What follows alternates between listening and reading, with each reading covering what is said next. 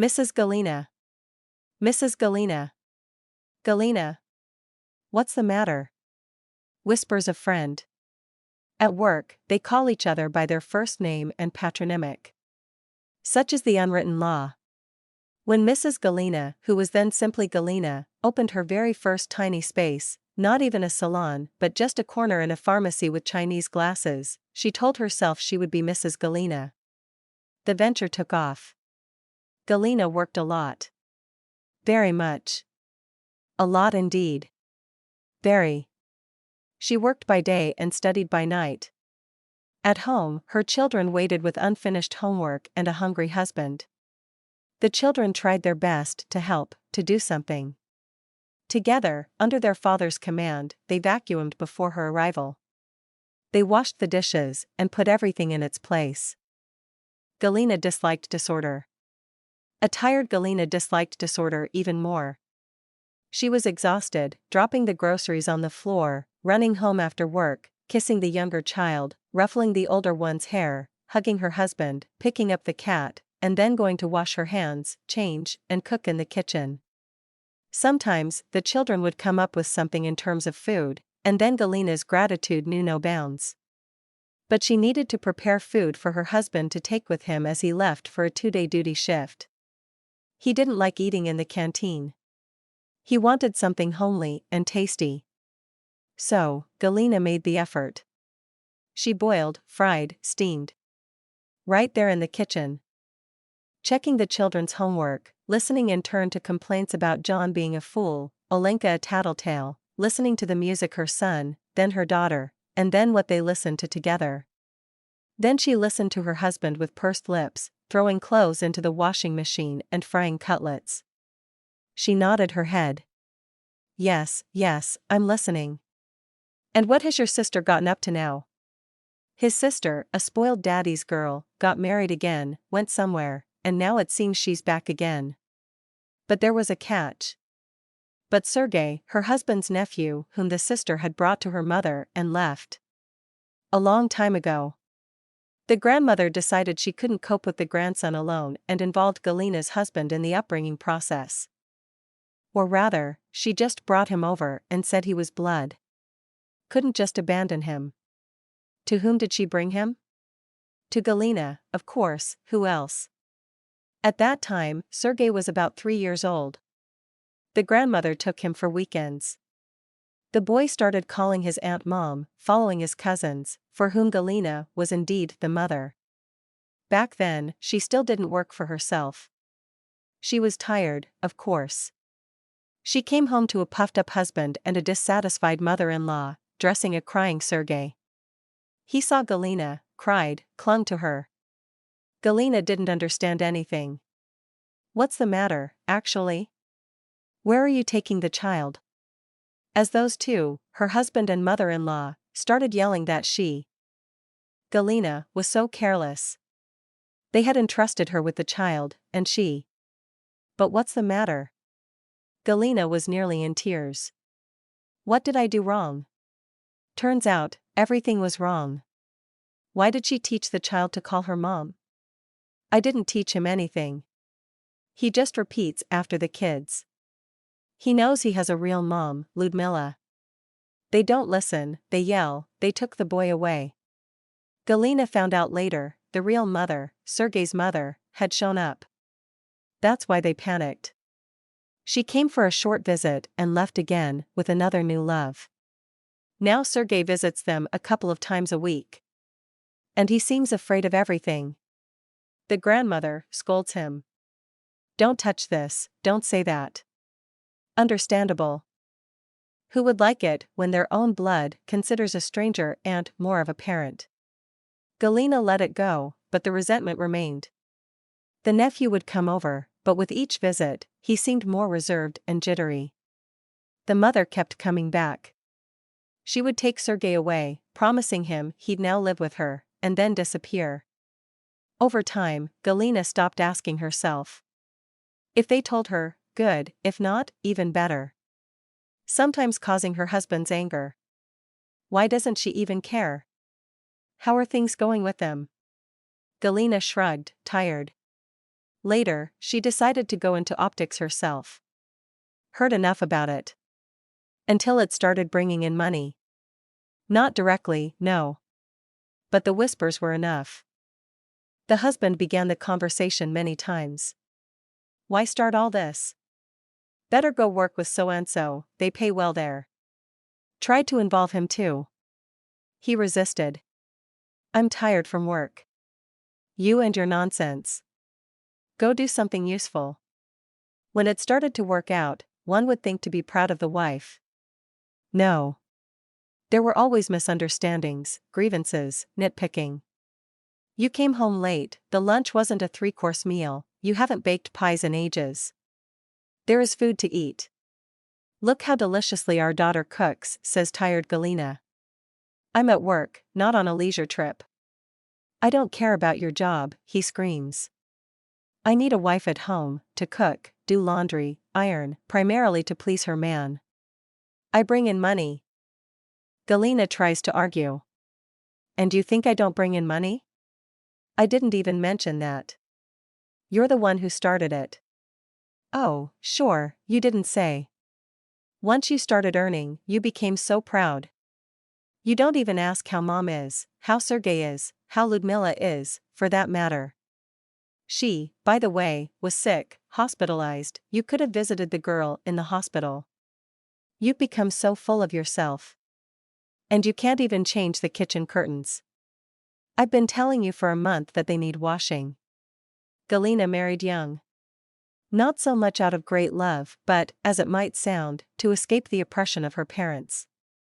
There, she was always to blame and always Cinderella. Galina's husband is good. Only now does she realize that she has always felt guilty and indebted to everyone. She must help her younger siblings, her mother and father. Her husband, mother-in-law, his nephew, her own children, neighbors, old ladies on the street, at work, everyone, the whole world. Isn't the burden Galina, placed on your frail shoulders, too heavy? Galina began to ponder more frequently. What's it like? What's it like to live without anxiously worrying about anything? She tells her husband. The kids are grown now. Let's go somewhere, just the two of us. What? What do you mean, just the two of us? No place to spend money? My mother hasn't had her place renovated in 100 years. Sergey needs to be taken to the sea. And what about me? It slipped out unintentionally. A huge fight ensued. He got offended. Left for another room. Spoke his mind. That she doesn't communicate with his mother for hours like others. Tells her nothing. Forgot about Sergey entirely. And really, his mother needs peace. He decided the nephew should move in with them.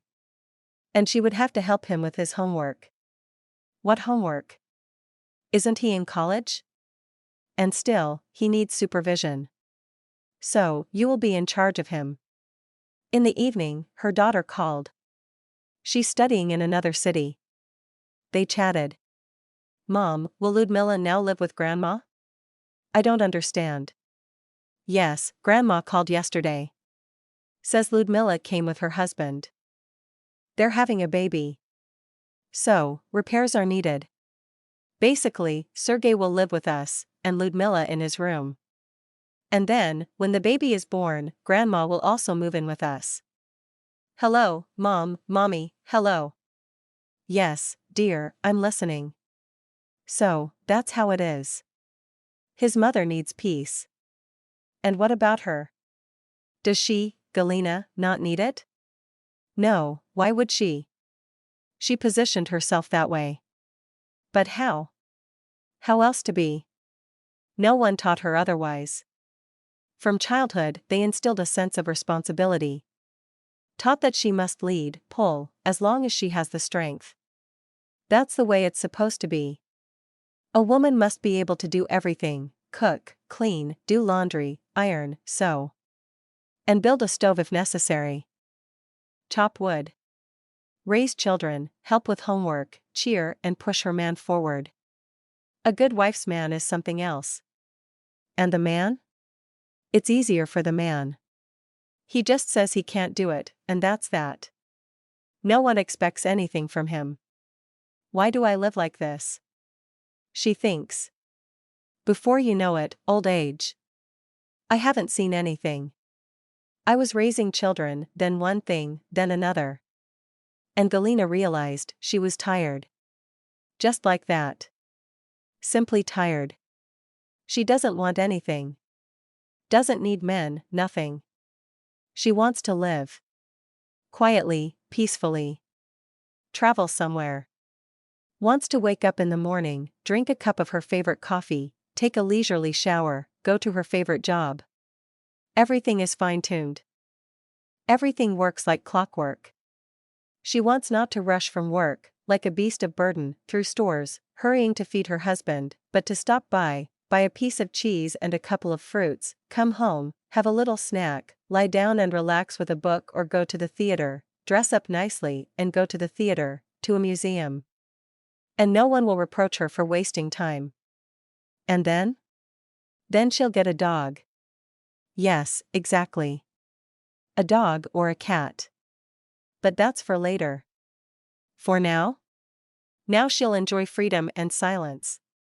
Hello, Mom, what are you doing? Are you listening to me? Yes, I hear you. Waking up, as if from a dream, says Galina. I hear, dear. All night long, Galina can't sleep. Tossing and turning. Did she fall out of love with her husband? No, it seems not, but she's so tired. Everything's somehow indifferent.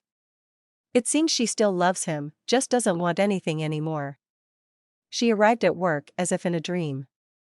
That thought, pounding in her head so much that it made her chest tight. Could she, just send everyone packing and live quietly? Mrs. Galina, darn it, what's wrong, mother? Just lost in thought. Well, what were you saying? Yes, I was saying. What about the vacation? What? You want to go on vacation? Galina, hisses her friend, snap out of it, do you need a break, or what's it this time? Someone peed themselves. Someone else made a mess. Galina, the savior rushes to the rescue? Galina smiled uncertainly. She's already there, in that new life. Not planning, but living. She doesn't ponder over how her husband, how her children will take it. She knows the children will be on her side. Her husband will sulk and blame her for everything. After all, it will be him who has to raise his niece's son, deal with some problems, endure the presence of an old, perpetually dissatisfied person. Galina thinks somewhat detachedly, abstractly. She doesn't think that she's watching this divorce as if from the outside. She's quietly trembling with excitement from what she's contemplating. My God, the woman thinks. I'll live quietly, like a mouse. I will travel, read books. I will live. Tired, how tired she turns out to be. Maybe we should go somewhere for New Year's? Galina fishes in the evening, looking at her disgruntled husband. What do you mean? New Year's is a family holiday, Mother and Sergey will come, the kids with their friends will celebrate. Well, what about us with our friends? Do we have friends? Don't nitpick, what are you making up, what's with you? Nothing. Mother came over, that Ludmilla seems to be pregnant, they have nowhere to live. Seriously? We're taking her in, right? Pregnant Ludmilla, her 115th husband, Sergey, your mother. Anyone else? We'll take them all in. Have a blast for New Year's. I'll wear a snowflake costume and twirl and flutter with trays. Twirl and flutter. Just make sure to wash all the curtains. Yes, curtains. What, are you drunk? Aha, I'm the drunkard, right, can't even wash the curtains. Yes, you can't, her husband explodes. A normal woman washes them once a month. And you? And I'm abnormal. Ahaha, I'm abnormal. Lord, how abnormal I am. To mess up life like this. What a fool. Well, it's spread out. Galina says angrily. I'm worthless. How do you live with me? A foolish, inefficient woman. And anyway, I'm leaving. Where? Her husband asks bewildered. I don't know. Somewhere far from you, perfect ones. Wait. Hold on. What's this? Because of Ludmilla? She's not coming to live with us. What? Of course, she's not. Your mother will. And the nephew. But not Ludmilla. Not for now, probably. She'll just keep having kids and sending them to us. Have and send. There's Galina, the ever-tolerant, right? Don't you feel suffocated yourself? Where's the guy who used to take me to the movies, with whom we sneaked to the boathouse and kissed there? Walked around the city and drank champagne from the bottle, then ran away from the patrol. Where is he? He got stuck in his youth. Turned into an old man, but in youth. So convenient. Mom nearby. Mom passed the doll to the wife. The wife, that's me, turned into mom. Pretty convenient, right? I'm leaving, she said calmly. I'm tired of you. Where? To a hotel, probably. Where else? And then I'll think and decide. Mom, what happened? Her daughter's anxious voice woke her up on the phone. Hello, dear, everything's fine. What do you mean fine? Dad called, complaining, Grandma's yelling. And you sent them all away. Where? There, dear. I'm at a hotel. I don't have a man, in case they start talking about it. Left them. I'm tired. But from whom, Mom? From your father and his family. I'm tired of them. That's it, I'm going to sleep. I'll come, Mom. Why? Do you really think if you come, I'll return to being enslaved? No. That's it, calm down, don't listen to anyone. Her daughter cries. Mom. She's crying, darn, as if sleep never happened. Mom, did you and Dad split up? I don't know, Galina thinks. You know, I don't want to split up with your dad. I mean, not get a divorce. But I also don't want to live like this. Don't cry. It happens, kid. If I don't leave, I'll perish. No strength left. Her daughter cries. Galina is beyond sleep now. Okay, Mommy, I understand. And in the morning, her son called. The conversation was roughly the same. But he's a boy. What boy? He's already a man. He immediately took a maternal stance. Said that if anything, he's there. A week passed. Something must be done, Galina decides. She left work and quietly headed towards the parking lot. Hey, miss, want some vodka? Galina was stunned. Then she stopped and turned back. There stood her husband. With a bouquet of flowers. In an old tracksuit. And where did he even find it? In a silly baseball cap, the kind even drunkards don't wear anymore. But once it was terribly fashionable. And the tracksuit. He used to be a really trendy guy back then. And cheerful, and mischievous. And why did she think she didn't love him? She did love him, and still does. Maybe not the same way as in her youth. When it was bright, fun, delicious. But she still loves him. I don't drink vodka, Galina says slowly, like many years ago. Me neither. I just really like you. And I decided to offer you vodka, not in a banal way, so you'd definitely go on a date with me. Galina squinted slyly. Is your last name by any chance Martin? What's wrong with the last name Martin? I had one here. Well, basically, there's still one Martin. From a cheerful guy he turned into who knows what. Living by someone else's rules. Not appreciating his wife. Forget those Martins. I don't need them anymore. Not at all? Not at all. And if he changes? I doubt it. It's too late. You know, I'm not that Martin. That one is gone. I'm different. I swear to you, I'm different. And you know what? Let's go to the ski resort for New Year's.